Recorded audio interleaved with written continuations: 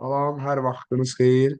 Yenə də qəbula az qalmış bir müddətdə sizinlə qəbula dəstək proqramı əsasında ötən illərdə qəbul proqramlarında yer almış növbəti bir sual nümunəsinin izahına baxacağıq. Sualda bizə bildirilir ki, bir ildə Azərbaycanda sənaye sahələrinə qoyulan investisiyanın 45%-ni xarici, 2,2 milyard manatını isə daxili investisiya təşkil etmişdir. Növbəti ildə ölkədə ümumi investisiya qoyuluşunu 4,6 milyard manat təşkil etmişdir. İnvestisiya qoyuluşunun neçə faiz artdığını hesablayın deyə bizdən soruşur. Gəlin indi biz şərtə uyğun olaraq bu məsələnin həllinə baxaq.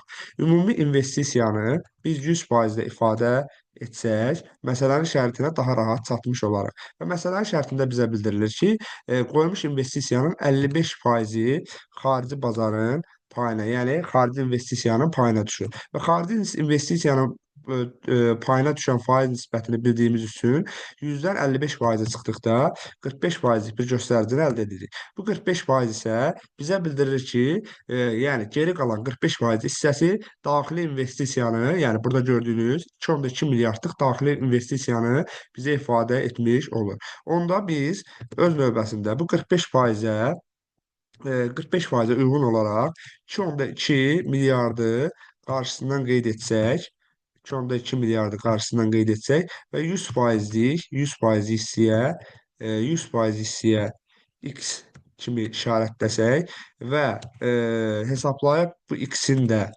4 milyarda bərabər olduğunu tapsaq, 4 milyarda bərabər olduğunu tapsaq, bilmiş olaraq ki, ümumi investisiyamızın miqdarı 4 milyard manatdır. Deməli, ölkəmizdə daxili və xarici investisiyanın ümumi miqdarı 4 milyard manat olub və daha sonra növbəti il 4,6 milyard manat təşkil etmişdir. Beləliklə, məsələnin şərtinə uyğun olaraq 100% investisiyamızı yenə də 4 milyardla deməli 4 milyard kimi qeyd etsək, növbəti ildə olan deməli faizi bilmədiyimiz üçün onu X ilə işarətləsək və növbəti il artımı 4,6 milyardı bunun qarşısından qeyd etsək, məsələmizin şərtinə uyğun olaraq bu dəfə X-in 115%-ə bərabər olduğunu tapmış oluruq. Və beləliklə 115%-ə bərabər olduğunu tapdıqdan sonra bunu həmən 4 milyarddan, yəni 100% hissədən çıxarıqsa, 100% hissədən çıxarıqsa, cavab 15% almış oluruq. Beləliklə biz bilirik ki, sualımızın doğru cavabı, yəni investisiya qoyuluşunun neçə faiz artdığını hesablasaq, biz bunun 15% olduğunu tapmış oluruq.